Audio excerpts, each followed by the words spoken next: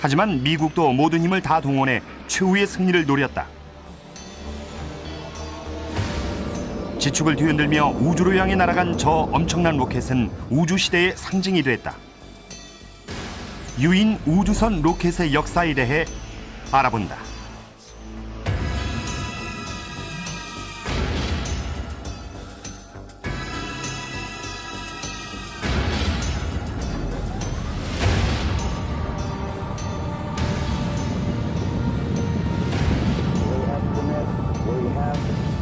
Liftoff at 7:51 a.m.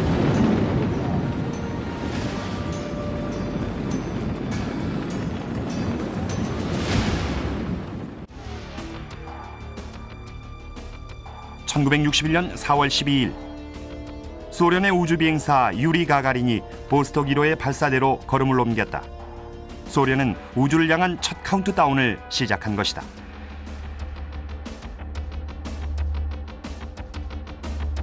소련의 과학자들은 사람을 태운 채 지구 궤도를 돌다가 지구로 무사히 귀환할 수 있는 우주 로켓을 개발했다고 자신했다. 바이코노르 우주기지 발사대에서 대기하고 있는 보스톡 1호는 건물 10층 높이에다 등유와 액화산소를 담은 기폭 연료가 7톤이나 담겨 있었다. 과학자들은 그동안의 무인 테스트에서 성공률이 50%도 안 될 정도로 많은 실패를 겪었다.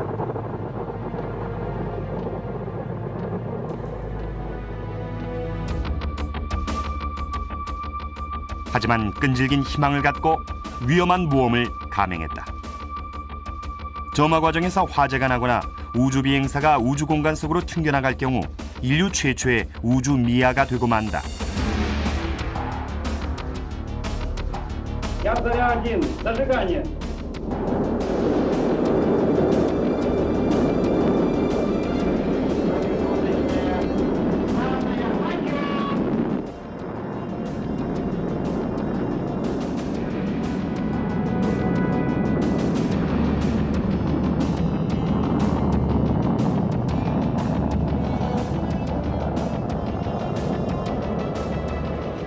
지난 세기에 등장한 로켓 개발의 선구자로 불리는 로버트 고다드, 헤르만 오베르트, 그리고 폰 브라운도 바로 이 순간을 꿈꾸며 연구에 매진해왔던 것이다. 하지만 소련엔 서방세계에 알려지지 않은 로켓 개발의 선구자가 있었다. 그의 신원은 1급 기밀로 숨겨져 왔다. 소련 우주비행 프로그램의 책임자 세르게이 코롤료프 박사였다. Желаем вам доброго полета и благополучного возвращения на нашу родную землю. Я Заря-1, прием. 코롤료프 역시 수십 년간 연구를 거듭하며 인간을 우주로 보내기 위한 로켓을 설계하고 만들었다.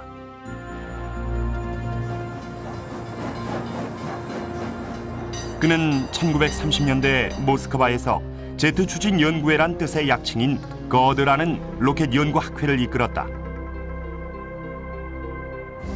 이들은 액체 연료 로켓을 이론화했던 러시아의 콘스탄틴 티올코프스키와 최초로 액체 연료 로켓을 발사했던 미국의 로버트 고다드의 업적을 연구했다. 로버트 고다드의 업적은 러시아에도 알려졌습니다. 미국 신문을 통해 고다드가 액체 추진제 로켓을 개발했다는 놀라운 소식에 접했던 거죠. 미국 언론에서는 고다드가 머지않아 달까지 로켓을 보낼 수 있을 거라고 떠들자 러시아에서는 우리들도 최소한 로켓을 발사해 볼 수는 있지 않겠느냐는 논의가 있었습니다. 고다드의 성공이 소련인들의 자존심을 자극했죠. 특히 로켓에 대한 열렬한 관심을 가졌던 거드 학회 멤버들은 고다드가 혼자서도 저 정도를 했는데 우리 여러 명이서 못할 게 뭐냐고 하면서 실천에 옮겼습니다. 이들은 1933년에 독자적인 액체 추진제 로켓을 발사했다. 거드 9호란 이름의 이 로켓은 약 18초 동안 비행했다.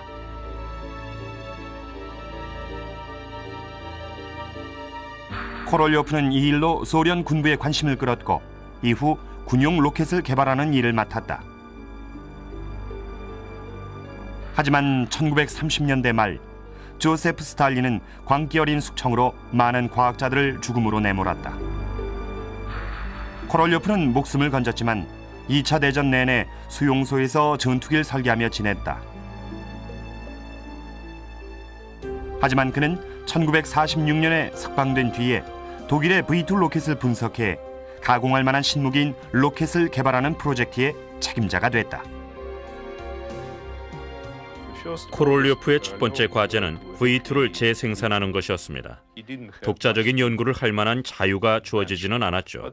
하지만 그는 곧 로켓의 성능을 향상시킬 수 있는 방법을 찾아냈습니다. 코롤료프는 V2를 혁신적으로 개량한 아이디어를 냈다. 연료 탱크를 로켓의 외면과 통합하고 탄두 부분은 동체와 분리해 설계한 것이다. 이 새로운 설계는 로켓을 좀 더 가볍게 하고 탄두의 정확도를 높였다. 재미있는 사실은 당시 소련과 미국에서 코롤료프와 폰 브라운이 서로를 모르면서도 똑같은 생각을 하고 동일한 설계에 도달했다는 것입니다. 코롤료프는 군사용 로켓 개발을 계속해 1957년엔 세계 최초의 대륙간 탄도미사일인 R7을 시험 발사했다.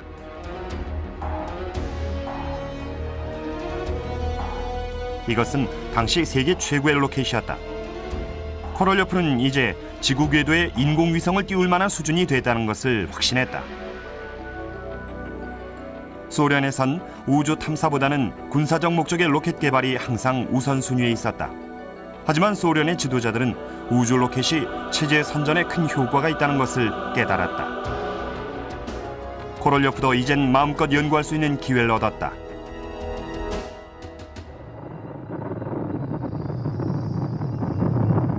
(1957년) 소련은 최초로 인공위성 스푸트니크5를 발사했다. 물론 이를 미국인들에게 한껏 과시할 수 있게 조치했다.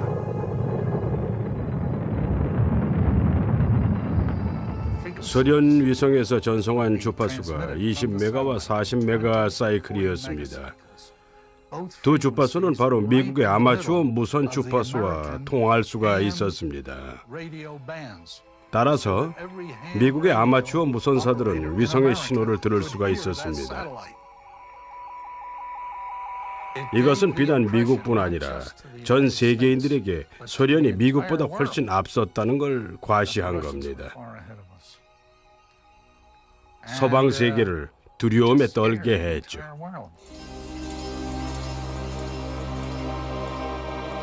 (1957년) 말 소련은 최초로 동물을 우주로 실어보내기 위한 캡슐을 개발했다.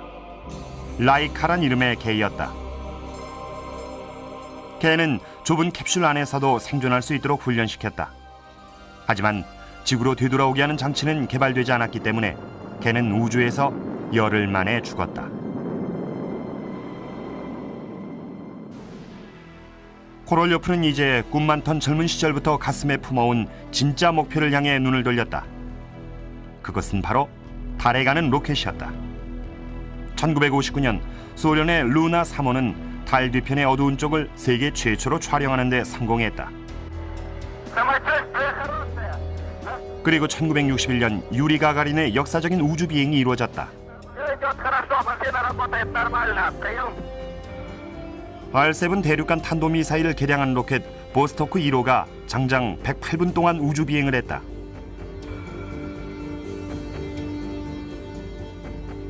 소련 공산당 기관지 프라우다는 소련의 대성공을 자랑스럽게 발표했다.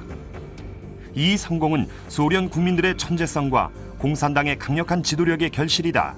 또한 소련이 모든 과학기술 분야에서 세계 최고임을 입증한 쾌거라고 과시했다.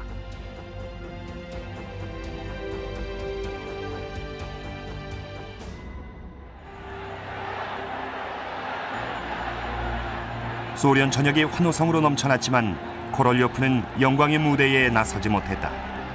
그의 신호는 여전히 외부의 비밀로 했기 때문에 언론에서도 그저 발사용 로켓과 우주선의 수석 설계자란 명칭으로만 언급될 뿐이었다.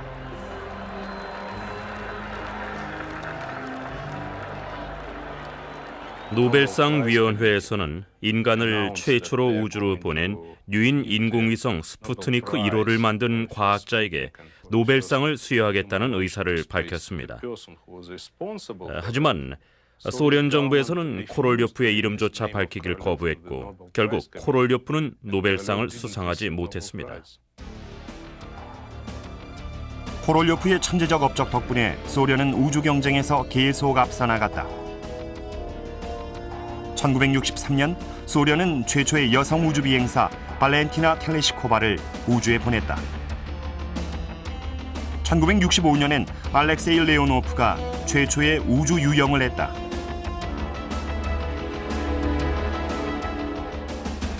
이 같은 대업적에도 불구하고 코롤료프는 1966년 사망한 이후에야 비로소 세계적으로 그 이름이 알려졌다. 그는 영웅적인 과학자로서의 명예를 누리진 못했다. 하지만 그의 유산은 실로 지대하다. 그는 우주 탐사의 역사에 커다란 업적을 남겼으며 소련이 우주 경쟁에서 앞서 나갈 수 있었던 원동력이었다.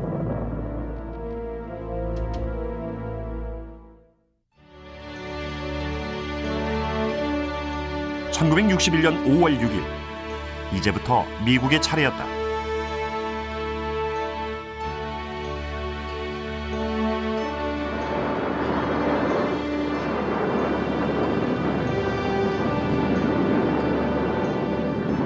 유리 가가린의 역사적인 우주 비행이 있은 지 3주 뒤에 앨런 셰퍼드가 레드스톤 대륙간 탄도미사일을 개조한 로켓을 타고 미국 최초로 우주 비행에 나섰다.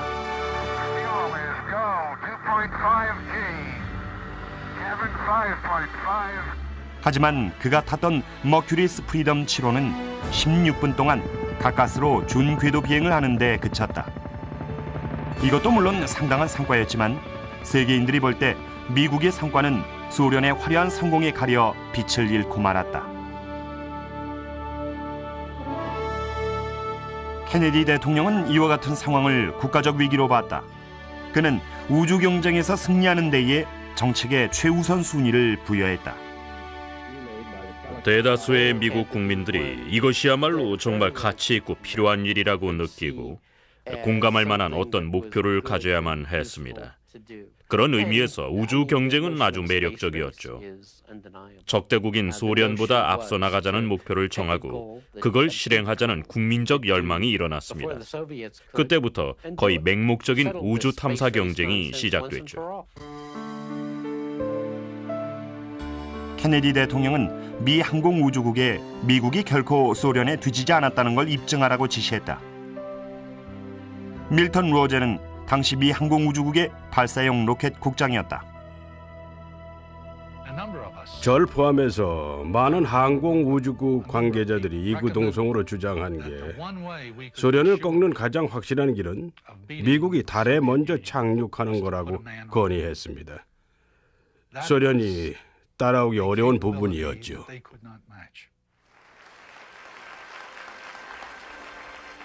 (1961년 5월 25일) 케네디 대통령은 의회 연설에서 아폴로 계획을 수립하겠다는 과감한 선언을 했다.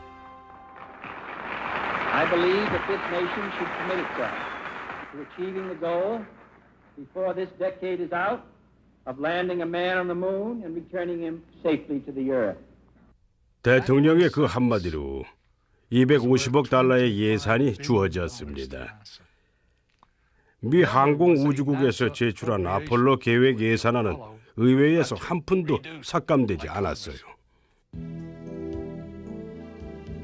하지만 1961년 당시 미 항공우주국은 유인 우주선을 발사할 만한 강력한 로켓을 가지고 있지 못했다.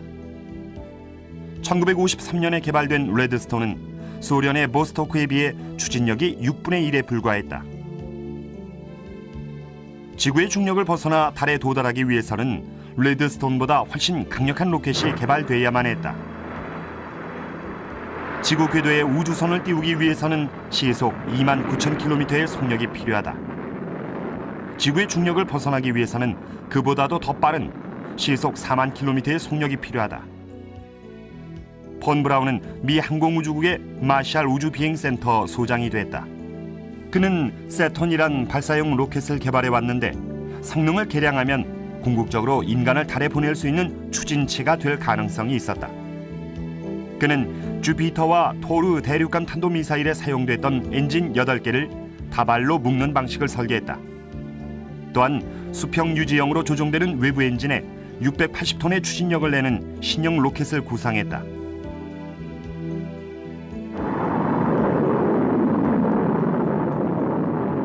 이것은 아주 혁신적인 설계였지만 일부에선 애초부터 무리라고 봤다.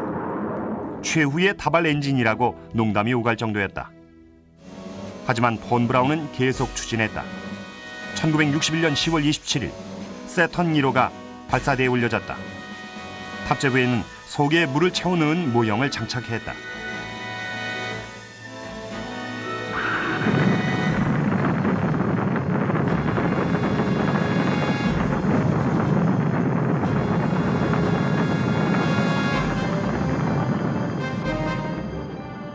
오전 10시가 조금 지난 시각 세턴 1호가 다발 엔진에서 불을 뿜으며 케이프 커네버럴 발사장을 이륙게 했다. 18분 동안의 비행을 통해 다발 엔진의 타당성이 입증됐다. 하지만 이 엄청난 동력에도 불구하고 유인 우주선이 달에 가는데 충분한 만큼의 추진력은 제공하지 못했다. 엄청난 동력을 내는 신형 로켓 엔진을 설계하는 작업이 추진됐다. 엔진 하나가 680톤의 추진력을 갖게 제작됐다. 이 엄청난 새로운 동력 장치는 F1이라고 명명됐다. 이 신형 엔진의 비결은 고속 연료 탱크였다. 액체 산소와 등유 연료를 초당 3톤이라는 엄청난 속도로 공급할 수 있는 장치였다.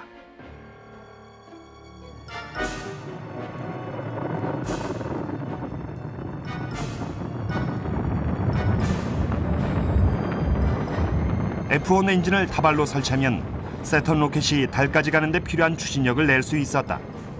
하지만 달에 도달하는 방법이 결정돼야만 신형 로켓의 정확한 구조를 확정할 수 있었다.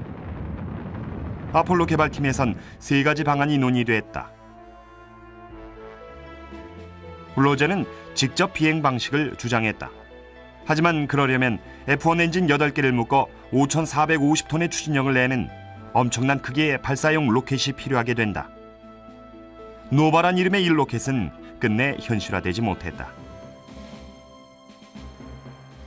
폰 브라운은 지구 궤도 방식을 선호했다. 2개의 소형 로켓이 우주 정거장에서 랑데뷰한 다음에 탑재된 우주선끼리 결합해 달까지 날아간다는 것이었다.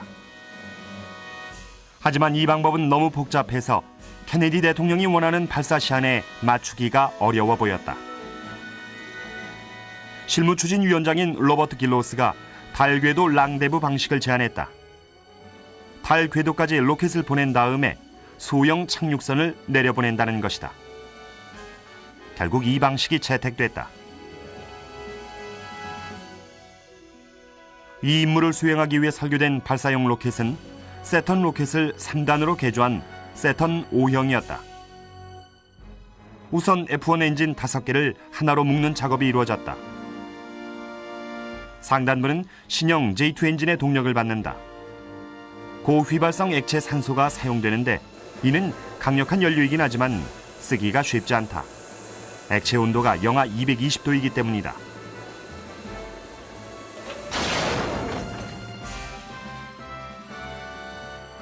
J2 엔진은 작고 가벼운 형태지만 한 대당 90톤의 추진력을 낸다. 2단과 3단 로켓은 수소를 연료로 사용합니다. 왜냐하면 수소야말로 액체 연료 로켓의 연료 중에서 가장 강력하고 효과적이기 때문이죠. 고다드도 그걸 깨달았고 티얼코프스키도 그걸 알았습니다. 하지만 온도가 너무 낮기 때문에 실제로 사용하기가 어려웠습니다. 액체 산소보다도 더 낮습니다. 이 수소야말로 인간을 달까지 보내는 로켓을 만든 원동력이라고 할 수 있습니다.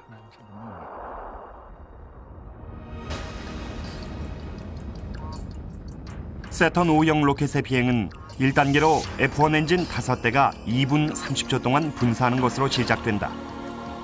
1단 로켓이 떨어져 나간 뒤에는 2단계로 J2 엔진 5대가 6분 30초 동안 분사된다.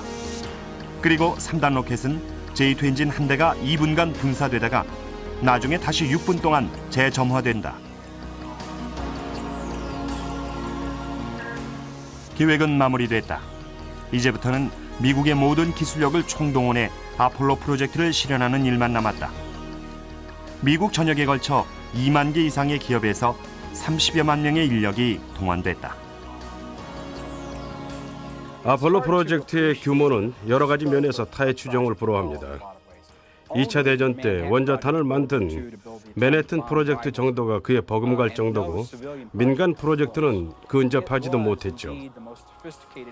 미국이 추진했던 과학기술 프로젝트 가운데 가장 고난도의 작업 중 하나였고 제 생각으로는 인류 역사상으로 볼 때도 가장 복잡하고 어려운 프로젝트였다고 평가할 수 있습니다. 아폴로 계획이 진척되는 동안 소련도 달에 로켓을 보내는 연구를 계속했다. 미 항공우주국은 케네디 대통령의 요구 시한을 늘 염두에 두었다. 다시 말씀드리지만 아폴로 계획의 근본적인 목표는 달을 정복하자는 게 아니었습니다. 소련보다 먼저 달에 가자는 게 목표였죠. 4,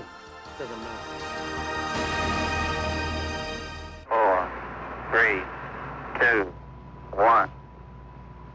Ignition.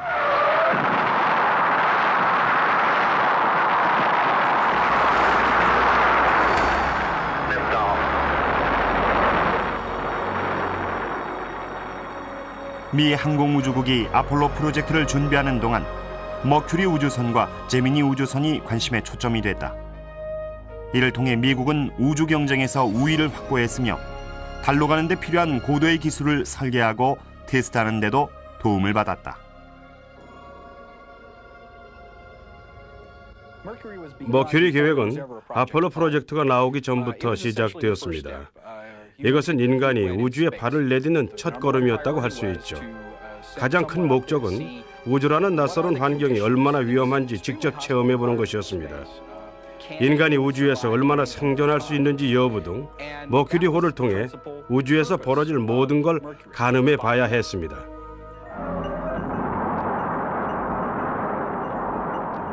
(1963년까지) 머큐리 계획에 따라 6명이 아틀라스 탄도미사일을 개조한 로켓을 타고 우주로 날아갔다.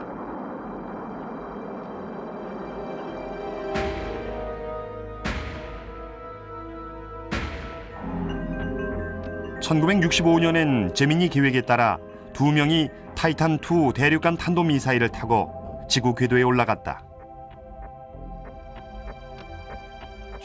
제미니는 2명이 탑승하는 캡슐형 우주선으로서 우주 공간에서의 랑데뷰와 도킹에 대한 경험을 축적하는 게 목적이었습니다. 달에 가려면 반드시 필요한 단계들입니다. 제미니 계획을 통해서 우주 공간에서 움직이고 작업을 수행하는 능력을 배우게 됐죠. 이런 과정은 아폴로호에서도 필요했던 겁니다. 제미니호를 통해 최초의 우주 유형과 우주선 외부 작업 등을 실험했습니다. 미 항공우주국에선 차세대 세턴 로켓인 1-2형을 개발했다. 이것은 2단 로켓이었다. 1단 로켓은 세턴 1형과 비슷하게 8개의 타발 엔진이 달렸다. 하지만 상단부엔 신형 J2 수소 동력 장치가 달렸다. 이 신형 상단부는 세턴 5형 로켓이 우주에 진입할 때 가장 선두에 서게 됐다. 로켓 상단부에는 아폴로호의 모형을 탑재했다.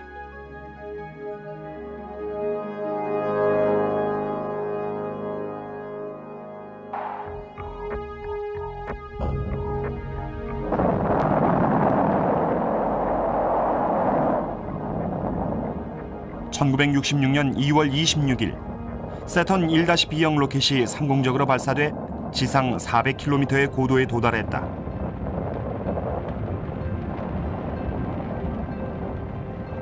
상단부의 J2 수소 엔진도 완벽하게 작동했다. 최초의 유인 우주선인 아폴로호가 1년 안에 발사될 전망이었다. 케네디 대통령의 발사 시한이 지켜질 것 같았다.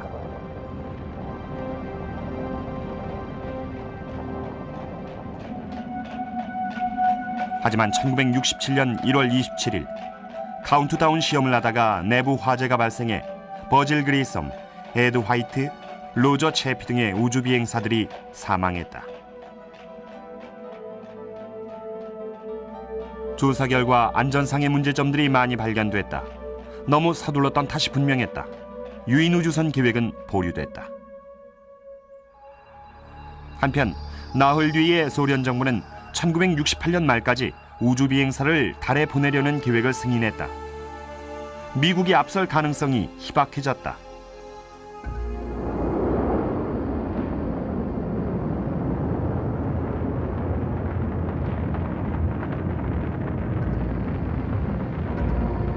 하지만 미국의 마셜 우주 비행센터 책임자 폰 브라운은 세턴 5형 로켓의 개발 작업을 계속했다.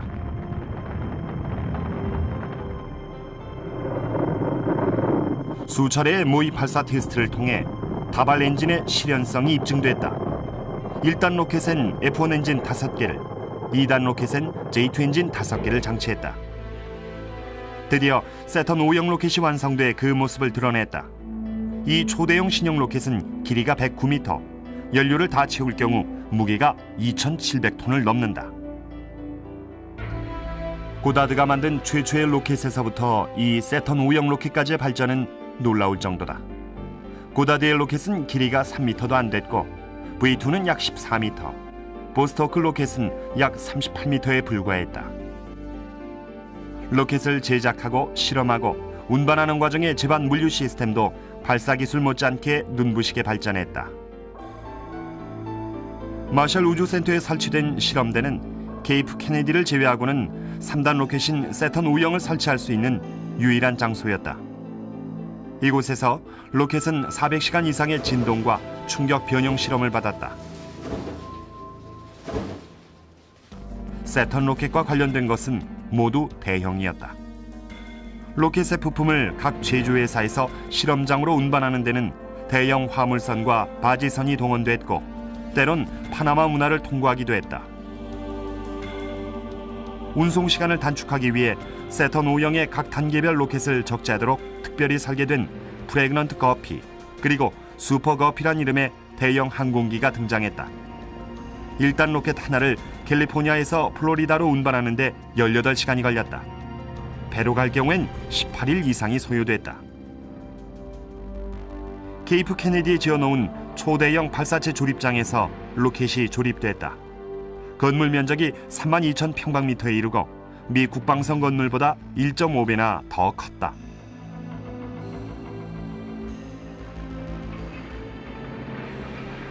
완성된 로켓은 초대형 궤도 차량에 의해 조립장 건물에서 발사대로 옮겨졌다. 그 차량은 야구장보다도 컸으며 무게가 2,700톤이나 되고 최고 속도는 시속 1.6km였다.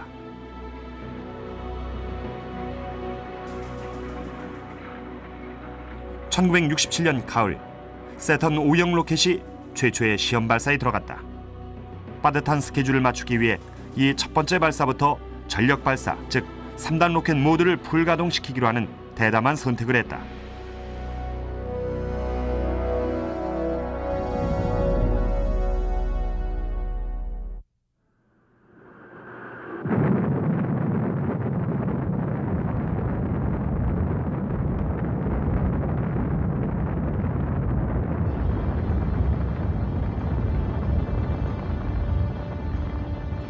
(1967년 11월 9일) 아침 7시 케네디 우주센터 주변은 거대한 충격파로 뒤흔들리다가 120데시벨이 넘는 고막을 찢을 듯한 굉음이 울렸다. 어떤 사람은 로켓이 성공적으로 발사되느냐보다도 땅이 꺼지지 않을까 하는 걱정이 앞설 정도였다고 회고했다. 아폴로 4호의 무인 발사가 완벽하게 성공하자 폰 브라운은 이날이야말로 그의 인생에서 최고의 순간이라고 언급하며 오직 유인 달 착륙만이 그걸 뛰어넘을 수 있다고 말했다.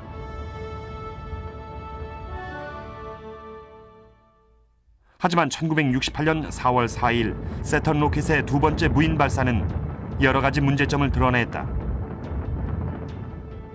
포고, 일명 스카이 콩콩 효과라고 불리는 심한 진동이 우려를 자아냈다. 더구나 다음번 발사는 유인 발사로 계획돼 있었다. 미 항공우주국은 언제 로켓에 우주 비행사를 태울 것인가를 놓고 고심했다. 아울러 점검에 점검이 거듭됐다. 우주 비행이라는 게 늘 어느 정도 위험을 수반합니다. 하지만 위험한 정도를 안전한 수준으로 낮추는 게 관계자들이 할 일이죠. 그러기 위해서 중복 점검 시스템이라는 걸 개발했습니다. 한 사람이 어느 부분을 점검하면 그걸 또 다른 사람이 점검하고 상급자가 그걸 또 확인합니다. 이런 식으로 해서 성공의 확률을 상당히 높게 만드는 거죠. 1960년대도 이제 2년밖에 남지 않은 시점이었다.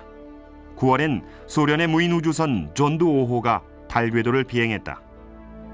미국 정보 관계자들은 소련이 12월이나 다음해 1월에 달에 유인 우주선을 보낼 것이라고 예측했다. 미 항공우주국은 우주 탐사 계획 사상 가장 큰 모험을 감행하기로 결정했다. 아폴로 우주선 최초의 유인 비행 테스트를 지구 궤도가 아니라 달 궤도로 정한 것이다.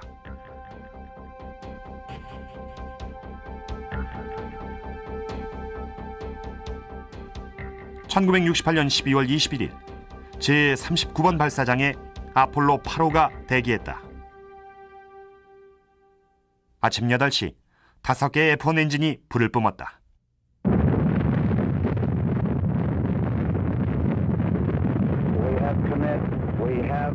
We have liftoff. Liftoff at 7:51 a.m. Eastern Standard Time. 3,400톤의 추진력, 1억 6천만 마력, 초당 15톤의 연료가 연소됐다. 우주비행사 프랭크 보먼, 제임스 로벨, 윌리엄 앤더즈가 탄 로켓은 1단계로 시속 9,600km의 속력을 유지하며 지상 58,000m 고도까지 상승했다. Houston, you are go for staging. Over.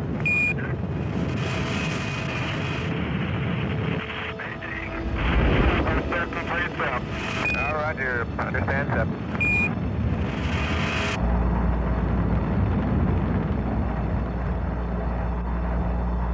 Following. We hear you loud and clear, following.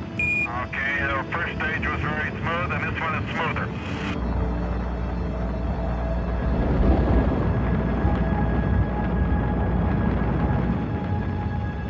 1단 로켓이 떨어지자 5대의 J2 엔진이 가동해 아폴로 8호는 지상 160km 이상의 고도로 올라갔고 궤도 진입 속도인 시속 28,000km에 육박했다.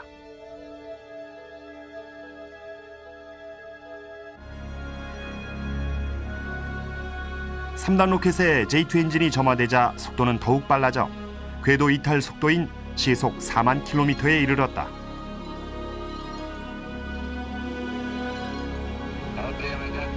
And Borman says we've got Seco.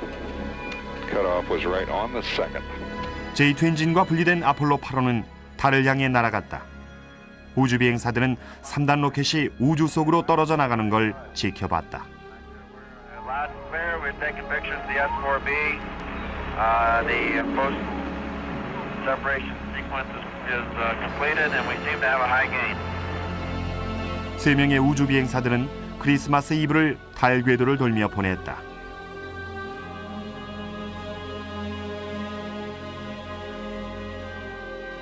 미국은 우주 경쟁에서 확실한 우위를 차지했다. 소련의 한 우주 로켓 개발 관계자는 그날 일지에 이렇게 적어놨다. 우리에게 오늘은 먼저 달에 갈 기회를 잃어버렸다는 점에서 우울하고 슬픈 날이다. 달을 향해 떠난 우주 비행사들의 이름이 미국인 보먼, 로벨, 앤더즈인 것이다. 비콥스키나 포포비치, 레오노프가 아니라.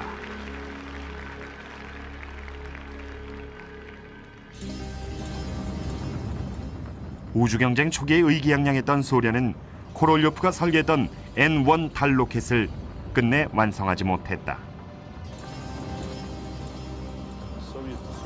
소련이 개발했던 로켓도 미국의 세턴 5형 로켓과 크기나 동력면에서 거의 비등했습니다.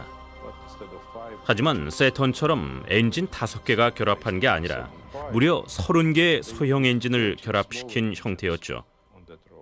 그런데 하나로 통합된 성능을 발휘하지를 못했습니다.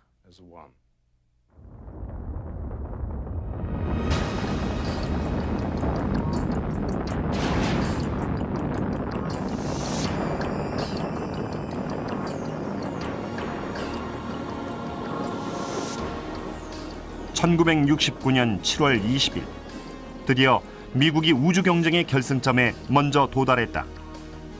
아폴로 11호 우주선이 달에 인간을 착륙시키는 데 성공한 것이다.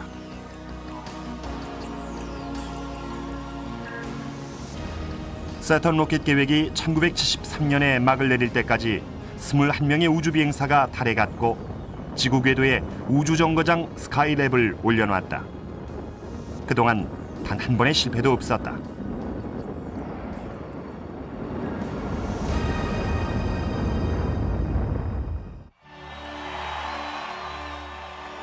미국의 우주 탐사 계획에 있어서 영광의 시기였다. 하지만 항공우주국은 인간의 달 착륙만큼이나 중요한 새로운 임무를 선택했다. 1969년 우주 왕복선 기획단이 발족돼 로켓의 재사용 방안을 연구했다. 지구 궤도에 진입했다가 지상으로 귀환하고 다시 발사할 수 있는 우주선을 만들자는 것이었다. 이런 로켓은 인공위성이나 우주정거장, 행성 탐사선 등의 탑재물을 우주로 보내는 비용을 획기적으로 절약할 수 있다. 미 공군과 긴밀한 협조 하에 미 항공우주국은 여러 가지 설계 방안을 시도해봤다. 연구는 신속하게 진척됐다. 1972년 1월경 우주 수송 시스템이 제작돼 승인을 얻었다. 5년 뒤에는 최초의 착륙 테스트가 성공했다. 가장 중요한 부분은 우주 왕복선의 경우 착륙 시에 동력이 없기 때문에 공기역학적 설계가 관건이다. 1981년 4월 12일 최초의 우주 왕복선이 발사됐다. 우연히도 유리 가가린의 우주 비행 20주년이 되는 날이었다. 세 개의 부분으로 구성된 우주 왕복선은 케이프 커네버럴의 발사체 조립장에서 결합됐다. 우주선인 오비터와 회수가 가능한 2개의 대형 부착식 고체 연료 추진 장치, 그리고 유일하게 폐기해버리는 부분인 외장 연료 탱크였다. 이 외장 탱크는 길이가 15층 빌딩보다 더 높다. 여기엔 오비터의 엔진에 공급할 연료가 담겨 있다. 우주 비행에 들어간 지 9분 뒤에 폐기돼 인도양의 바닷속에 떨어진다. 오비터 자체는 DC-9 항공기 정도의 크기다. 3개의 액체 수소 엔진을 장착하고 있는데 엔진 하나당 170톤 이상의 추진력을 낸다.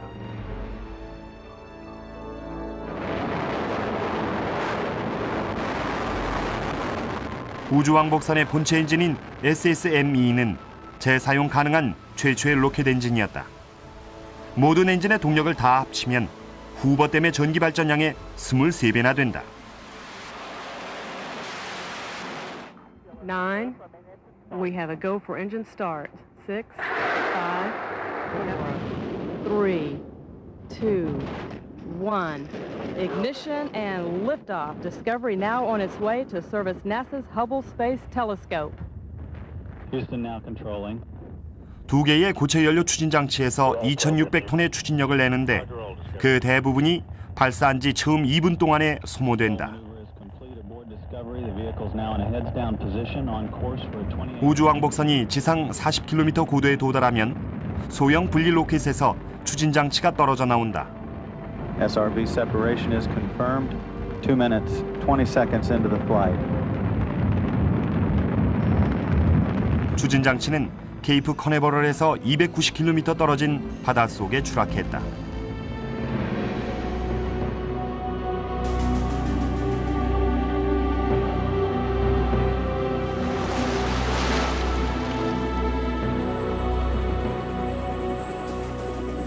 이 45m 크기의 실린더는 특수 인양선에 의해 항구로 보내진 다음에 차후 발사를 위해 수리되고 연료가 채워진다. 우주왕복선은 우주 탐사 프로그램의 역사에서 가장 끔찍한 사고를 냈다는 불명예를 얻기도 했지만 10여 차례의 성공적인 임무를 수행한 것도 사실이다. 인공위성과 행성 간 탐사선을 발사하고 회수하고 수리하는 임무가 그것이다. 하지만 아직도 너무나 고비용이라서 미래의 기회를 기다리고 있다. 최초의 우주 왕복선은 1981년에 발사됐고 그 당시의 기술은 지금 낡은 것이 됐습니다. 1981년에 만들어진 컴퓨터나 PC를 그대로 사용한다는 건 시대에 뒤떨어진 거죠. 하지만 그 당시 만든 우주 왕복선을 지금도 쓰고 있습니다. 많은 사람들이 차세대 우주 왕복선을 개발해야 한다는 의견을 갖고 있고 현재 활발한 노력이 진행 중입니다.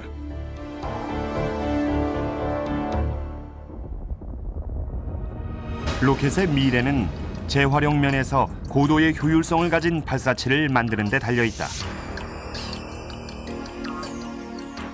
현재 개발 중인 것 중에 하나가 X-33 벤처스타다.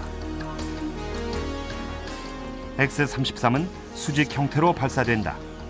하지만 착륙은 평범한 활주로에도 가능하다. 우주선 전체가 통째로 착륙과 이륙을 하게끔 개발했다. 이 우주선의 목표는 탑재물 발사 비용을 $10,000 수준에서 $1,000 수준으로 낮추는 것이다.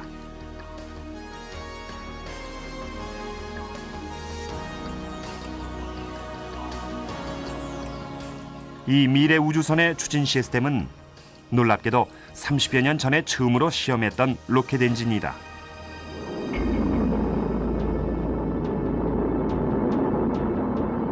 리니어 에어로 스파이크란 것이다.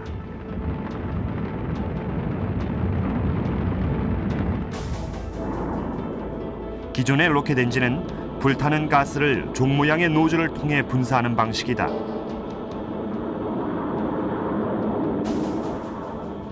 하지만 에어로 스파이크 엔진은 노즐이 필요 없다. 분출 에너지가 로켓 내부로 향하고 대기 압력이 보이지 않는 외벽의 역할을 하는 것이다. 이 기술은 로켓의 형태를 바꾸고 어떠한 고도에서도 효율적인 성능을 발휘하게 한다. 1960년대에 처음으로 실험되지만 너무 위험하다는 이유로 중단됐다. 하지만 오늘날엔 가벼운 구조물과 방화벽 등의 기술적 발전 덕분에 에어로 스파이크가 가능해졌다. X-33에 장착된 7개의 에어로 스파이크 엔진은 음속의 15배인 마하 15의 속도를 넘어서게 한다. 미 항공우주국은 이 프로젝트가 21세기 초에 완성되기를 기대하고 있다. 이 야심찬 계획이 가능한 것은 X-33이 세턴 로켓용으로 만든 J2 엔진 부품 가운데 남은 터보 펌프를 쓰기 때문이다.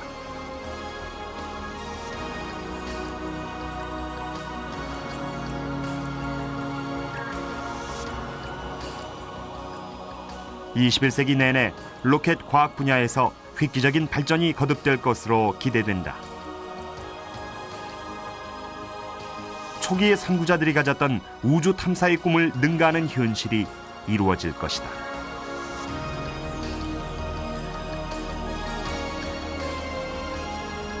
하지만 인류가 아무리 놀라운 발전을 한다고 해도 최초의 감격적인 순간이 갖는 의미는 영원히 남을 것이다. 로켓이 처음으로 발사되던 순간, 그리고 인간이 중력의 굴레를 받고 저 우주를 향해 나아갈 수 있게 된 그 순간 말이다.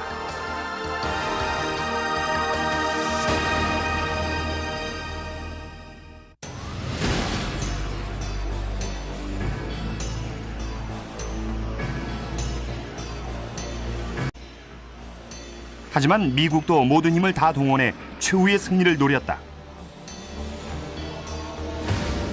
지축을 뒤흔들며 우주로 향해 날아간 저 엄청난 로켓은 우주시대의 상징이 됐다. 유인 우주선 로켓의 역사에 대해 알아본다.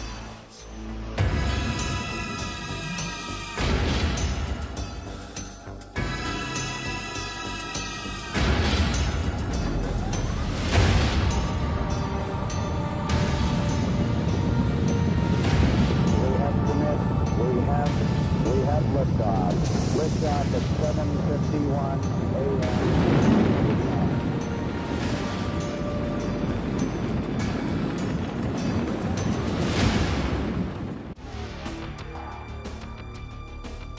1961년 4월 12일 소련의 우주비행사 유리 가가린이 보스톡 1호의 발사대로 걸음을 옮겼다. 소련은 우주를 향한 첫 카운트다운을 시작한 것이다.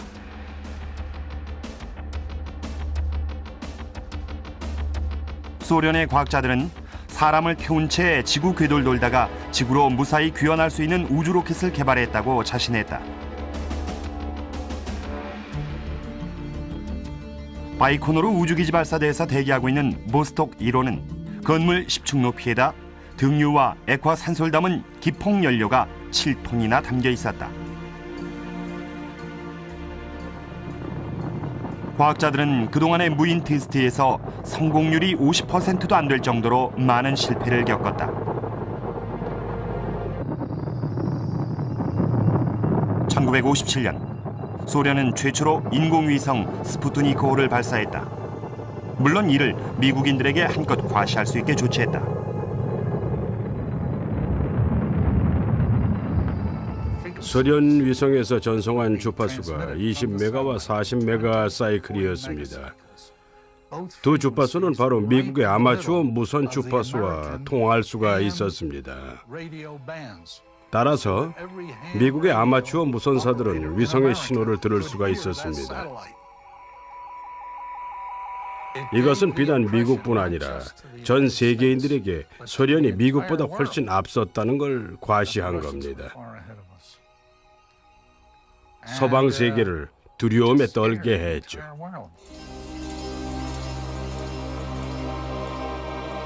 (1957년) 말 소련은 최초로 동물을 우주로 실어보내기 위한 캡슐을 개발했다. 라이카란 이름의 개였다. 개는 좁은 캡슐 안에서도 생존할 수 있도록 훈련시켰다. 하지만 지구로 되돌아오게 하는 장치는 개발되지 않았기 때문에 개는 우주에서 열흘 만에 죽었다. 코롤요프는 이제 꿈 많던 젊은 시절부터 가슴에 품어온 진짜 목표를 향해 눈을 돌렸다. 그것은 바로 달에 가는 로켓이었다. 1959년 소련의 루나 3호는 달 뒤편의 어두운 쪽을 세계 최초로 촬영하는 데 성공했다. 그리고 1961년 유리 가가린의 역사적인 이들은 액체 연료 로켓을 이론화했던 러시아의 콘스탄틴 티올코프스키와 최초로 액체 연료 로켓을 발사했던 미국의 로버트 고다드의 업적을 연구했다. 로버트 고다드의 업적은 러시아에도 알려졌습니다. 미국 신문을 통해 고다드가 액체 추진제 로켓을 개발했다는 놀라운 소식에 접했던 거죠. 미국 언론에서는 고다드가 머지않아 달까지 로켓을 보낼 수 있을 거라고 떠들자 러시아에서는 우리들도 최소한 로켓을 발사해 볼 수는 있지 않겠느냐는 논의가 있었습니다. 고다드의 성공이 소련인들의 자존심을 자극했죠. 특히 로켓에 대한 열렬한 관심을 가졌던 거드 학회의 멤버들은 고다드가 혼자서도 저 정도를 했는데 우리 여러 명이서 못할 게 뭐냐고 하면서 실천에 옮겼습니다.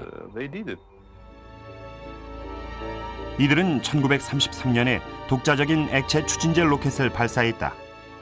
거드 9호란 이름의 이 로켓은 약 18초 동안 비행했다.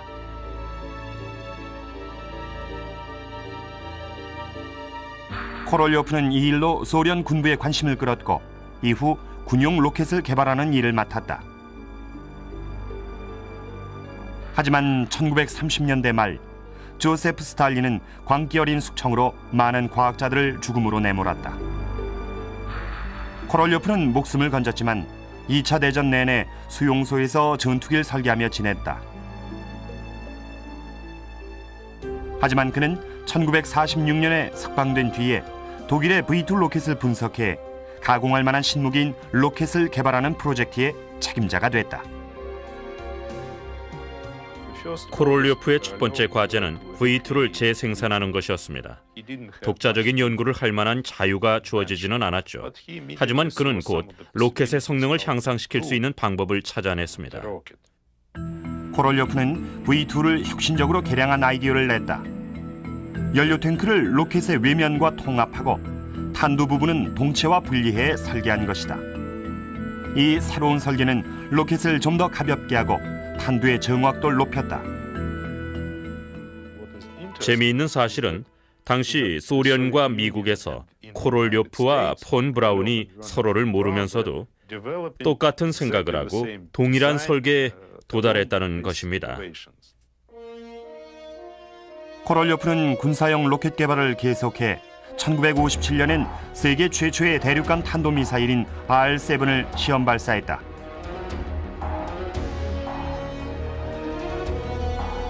이것은 당시 세계 최고의 로켓이었다. 코롤요프는 이제 지구 궤도에 인공위성을 띄울 만한 수준이 됐다는 것을 확신했다. 소련에선 우주 탐사보다는 군사적 목적의 로켓 개발이 항상 우선순위에 있었다. 하지만 소련의 지도자들은 우주 로켓이 체제 선전에 큰 효과가 있다는 것을 깨달았다. 코롤요프도 이젠 마음껏 연구할 수 있는 기회를 얻었다.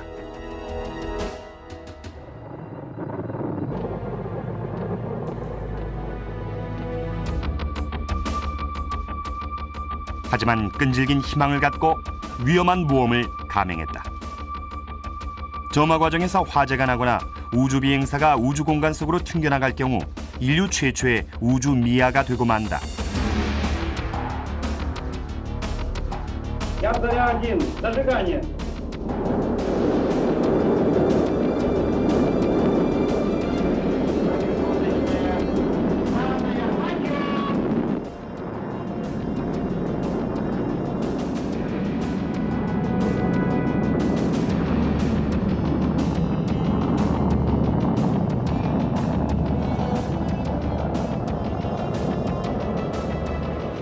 지난 세기에 등장한 로켓 개발의 선구자로 불리는 로버트 고다드, 헤르만 오베르트, 그리고 폰 브라운도 바로 이 순간을 꿈꾸며 연구에 매진해왔던 것이다. 하지만 소련엔 서방 세계에 알려지지 않은 로켓 개발의 선구자가 있었다. 그의 신원은 1급 기밀로 숨겨져 왔다. 소련 우주비행 프로그램의 책임자 세르게이 코롤요프 박사였다. Желаем вам доброго полета и благополучного возвращения на нашу родную землю. Я Заря-1, прием. 코롤요프 역시 수십 년간 연구를 거듭하며 인간을 우주로 보내기 위한 로켓을 설계하고 만들었다.